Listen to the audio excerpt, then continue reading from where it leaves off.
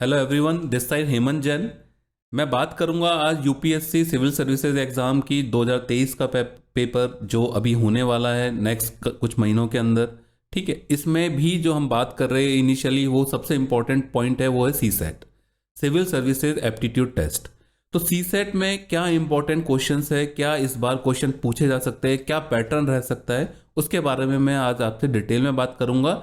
लेकिन उसके साथ साथ में जो उसका सबसे इंपॉर्टेंट टॉपिक है सी सेट का, वो है न्यूमेरिकल एप्टीट्यूड। उसके कुछ क्वेश्चंस भी डिस्कस करूंगा।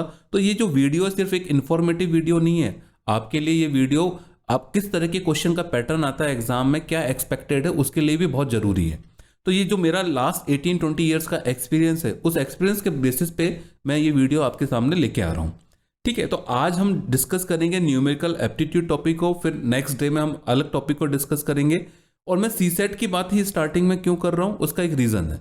क्योंकि सी सेट जो है, काफी स्टूडेंट्स ऐसे रहे हैं इस बार जिनके पेपर वन में अच्छा स्कोर किया है, लेकिन सी सेट के अंदर मार्क्स कम आए हैं और वो प्रीलिम से बाहर हो गए। तो सी सेट इसलिए बहुत एक क्रूशियल पॉइंट बन जाता है सभी स्टूडेंट के लिए कि उसको क्वालिफाई करना। हालांकि क्वालिफाइंग मार्क्स उसके बहुत कम है, 80 मार्क्स का टोटल एग्जाम है, लेकिन क्वेश्चंस का लेवल डे बाय डे बहुत इंक्रीज होता जा रहा है। तो इसलिए हमको उस लेवल को क्रैक करने के लिए उसके आसपास पहुंचना पड़ेगा। तो जब तक आप उसका पैटर्न नहीं समझेंगे, उसके क्वेश्चन की इंपॉर्टेंस नहीं समझेंगे, क्या किस तरह के क्वेश्चन रिपीट होते हैं, किस तरह के क्वेश्चन के पैटर्न रिपीट हो रहे हैं और क्वेश्चन को किस तरह से अप्रोच करना है, तब तक आप उसका सॉल्यूशन नहीं निकाल सकते। तो मैं 2023 के जो आने वाला एग्जाम है उसके लिए मैं स्टार्ट कर रहा हूँ ये पूरा वीडियो सीरीज। तो न्यूमेरिकल एप्टीट्यूड जो टॉपिक है, उसके सबसे पहले मैं आता हूँ सिलेबस पार्ट के ऊपर।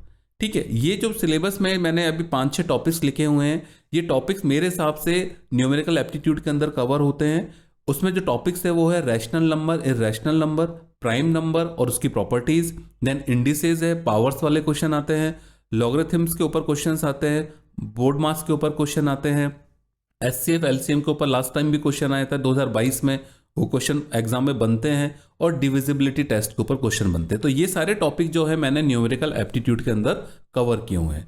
एक चीज मैं यहाँ पे आपको बताना चाहूंगा, इस पूरे वीडियो के साथ साथ मैं कुछ एग्जाम्पल्स क्वेश्चन के भी ले रहा हूँ और उसको सॉल्व भी करा रहा हूँ कि किस तरीके से हमको अप्रोच करना चाहिए एग्जाम में, तो आपको आइडिया लग जाएगा। एंड सेकेंड इंपॉर्टेंट चीज है कि मैं न्यूमेरिकल एप्टीट्यूड के जो लास्ट 5 ईयर के अंदर जो क्वेश्चन एग्जाम में आए विद सॉल्यूशन, इस वीडियो के साथ एक पीडीएफ में यहाँ सेक्शन में डाल रहा हूँ, सो दैट कि आप उसको डाउनलोड करके आप उसको पढ़ सके कि किस तरीके से सॉल्यूशन हमको देखने चाहिए। तो आपके लिए काफ़ी हेल्पफुल रहेगा ये वीडियो। द नेक्स्ट है वेटेज। अब देखिए, अगर आप देखेंगे 80 मार्क्स में से यानी 80 क्वेश्चंस में से 2022 में 13 क्वेश्चन आए थे न्यूमेरिकल एप्टीट्यूड टॉपिक से, 2021 में 8 क्वेश्चन है, 2020 में 15 है, देन 10 है, देन 4 है। तो ये एक मेजर सब्जेक्ट है जिसका वेटेज आप आराम से देख सकते हैं, करीब 15 से 20% या 10 से 15% की एक ब्रॉड रेंज हम डिसाइड कर सकते हैं इस अकेले एक टॉपिक का, यानी न्यूमेरिकल एप्टीट्यूड का वेटेज इतना है। ठीक है, अब मैं इसमें कुछ 2022 के अंदर क्वेश्चंस आए उनको एज एन एग्जाम्पल फॉर्म में मैं आपको बताता हूं कि किस तरह के क्वेश्चन पूछे जा रहे हैं और आपको कैसे इसको क्रैक करना है। तो पहला क्वेश्चन जो मैं ले रहा हूं वो है सी सेट 2022 पेपर में आया था। लेफ्ट साइड में क्वेश्चन है, राइट साइड के अंदर सॉल्यूशन है। देखिए क्वेश्चन क्या था, उसके अप्रोच क्या होनी चाहिए, इसलिए हम इस क्वेश्चन को यहां समझ रहे हैं। What is the smallest number greater than 1000? Then when divided by any one of the numbers 6, 9, 12, 15, 18 leaves a remainder of 3। ठीक है, ये 4 ऑप्शन है। मतलब क्वेश्चन ये बोल रहा है कि 1000 से ऊपर ऐसा कौन सा स्मॉलेस्ट नंबर है कि जब हम उसको 6, 9, 12, 15, 18 ये 5 जो नंबर है इनसे डिवाइड करेंगे तो रिमाइंडर 3 बनेगा। तो उसके लिए हमको कैसे अप्रोच करनी है, तो सबसे पहले हमको 6, 9, 12, 15, 18 का एलसीएम निकालना है। एलसीएम कैसे निकालेंगे, वैसे तो बहुत सिंपल है, लेकिन मैंने यहाँ पे एक बहुत डिटेल में एलसीएम आपको समझा रखा है। 6, 9, 12, 15, 18 को पहले हम 2 से डिवाइड करेंगे, देन 3 से, देन 5 से, क्योंकि हम स्मॉल से लार्ज वैल्यू के ऊपर हम जाते हैं। लास्ट में जब हमको एलसीएम फाइंड आउट होता है, क्या होता है 2 इंटू 2 इंटू 3 इंटू 3 इंटू 5 यानी 180। तो 180 एक हमारे पास आ गया इसका एलसीएम, राइट। अब 1000 से ऊपर नंबर चाहिए हमको, तो 180 को अगर हम 5 से मल्टीप्लाई करेंगे तो 900 आता है, वो 1000 से नीचे हो गया। तो 180 को जब हम 6 से मल्टीप्लाई करेंगे तो 1080 यानी 1080 वो लोएस्ट नंबर है जो इन सारी डिजिट से डिवाइड होगा। लेकिन क्वेश्चन में क्या बोल रहा है कि डिवाइड होने के बाद रिमाइंडर 3 रहना चाहिए, तो डेफिनेटली 3 इसमें ऐड कर देते हैं। तो 1083 वो नंबर आ गया जिसको हम 180 से डिवाइड करेंगे तो पूरा पूरा डिवाइड होने के बाद 3 रिमाइंडर छोड़ देगा। तो हमारा करेक्ट आंसर क्या हो गया? 1083, यानी ऑप्शन सी, राइट। ये वाला क्वेश्चन देखिए उसमें 2022 के पेपर में आया है, राइट। अब हम नेक्स्ट क्वेश्चन पे बढ़ते हैं। क्वेश्चन 2 जो है सी सेट में, ये भी 2022 के पेपर में आया है। देखते हैं इस क्वेश्चन को हमने कैसे क्रैक किया है। तो क्वेश्चन क्या है, ये बोल रहा है how many 3 digits natural numbers without repetition of digits are there such that each digit is odd and the number is divisible by 5। ठीक है, मतलब अब जब हम डिजिट्स की बात करते हैं तो 9 तक कितने डिजिट्स है हमारे पास ऑड नंबर की? वो कितनी है? 5 डिजिट्स टोटल, 5 डिजिट्स है। कौन कौन सी है? 1 3 5 7 9। अब ये बोल रहा है कि है ना, जो भी आपके पास वैल्यू आएगी वो वैल्यू किससे डिवाइड होनी चाहिए? 5 से। तो 5 से डिवाइड होने कब पॉसिबल है? जब 1 3 5 7 9 जिन 5 डिजिट में से जो लास्ट वाली डिजिट है वो 5 रहेगी, तभी पूरा नंबर उससे डिवाइड होगा 5 से। ये हम सबको डिविजिबिलिटी रूल पता है। तो जो नीचे आपको एक डायग्राम दिखाया है उसमें मैंने 3 प्लेसेस दिखाए हैं। लास्ट प्लेस पे डेफिनेटली 5 आएगा। अब कितने बचे हमारे पास यहाँ पे?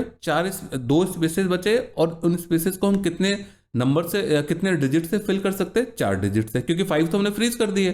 तो जो सेकंड नंबर है उसको हम 4 तरीके से फिल कर सकते हैं, आइदर 1 और 3 और 7 और 9। और जो एक डिजिट वहां पे हम फ्रीज कर देंगे, क्योंकि रिपीट तो होनी नहीं है डिजिट। उसके बाद जो रिमेनिंग स्पेस बच जाएगा, यानी फर्स्ट स्पेस, उसको हम कितने तरीके से कर सकते हैं? फिर 3 तरीके से, क्योंकि हमारे पास 3 ही डिजिट बची है। तो total number of required ways कितने तरीके हो गए? वो हो गए 4 × 3, यानी 12 तरीके से हम 3 डिजिट का नेचुरल नंबर बना सकते हैं जो कि 5 से डिवाइड हो, राइट। ये this is very important. Then next एक क्वेश्चन और मैं लेता हूं एग्जाम्पल के तौर पे, सो दैट कि आपको और क्लैरिटी आएगी कि किस तरह के क्वेश्चन एग्जाम में आ रहा है। देखिए क्वेश्चन है, if 15 × 14 × 13 up to 1 equal to 3 to the power m multiplied by n, then where m and n are positive integers and then what is the maximum value of m? m की maximum value क्या होगी? तो मैं इस पूरी series को जो उन्होंने लिखा है 15 14 13, इसको मैं पूरी सीरीज को एक बार पूरा लिख लेता हूं। देखिए जरूरी नहीं है कि हर क्वेश्चन बहुत शॉर्ट ट्रिक से हो जाए। इट मे बी पॉसिबल कि हमको कुछ ट्रिक्स कुछ क्वेश्चंस को इलेबोरेट करके करना ज़्यादा आसान पड़े। ठीक है, तो एग्जाम के अंदर अप्रोच आप खुद डिसाइड करेंगे, और वो किससे डिसाइड होगी? आपकी प्रैक्टिस से। तो प्रैक्टिस आपको करनी पड़ेगी, तभी आप डिसाइड कर पाएंगे कि कौन सी अप्रोच बेटर है। तो इसमें मैंने कैसे किया है, मैंने सारे नंबर लिख दिए 15 से लेके 1 तक मल्टीप्लीकेशन में। अब 15 जो नंबर है उसमें मुझको पता है 3 से डिवाइड होता है, 14 नंबर 3 से डिवाइड नहीं होता, 13 नहीं होता, 12 3 ही क्यों पकड़ रहा हूं मैं, 3 डिजिट क्यों पकड़ रहा हूं? क्योंकि जो मेरे को ऊपर एक क्वेश्चन में दे रखा है इक्वल टू के बाद portion 3 to the power m दे रखा है, राइट। तो इसलिए मैं 3 की पावर m में 3 जो डिजिट आ रही है मैं वो निकालना चाह रहा हूँ। 12 3 से होगा डेफिनेटली डिवाइड, 11 10 नहीं होगा, 9 होगा, 8 7 नहीं होगा, 6 होगा, 5 नहीं होगा, 4 नहीं होगा एंड 3 होगा। तो जो 15 के अंदर 3 की जो डिजिट आएगी वो एक ही बार आएगी, इसलिए 3 to the power 1 मैंने सर्किल के अंदर लिखा हुआ है। 12 के अंदर 3 × 12 4 होता है एक्चुअली, तो 3 की पावर 1 ही आएगी। 9 के अंदर क्योंकि 3 × 3 होता है तो 3 की पावर 2 आ जाएगी। 6 के अंदर 1 आएगा एंड सिमिलरली 3 के अंदर 1 आएगा। तो मैक्सिमम पावर 3 की कितनी हो गई इस पूरे मल्टीप्लीकेशन में? 1 + 1 + 2 + 1 + 1 दैट इज इक्वल टू 6।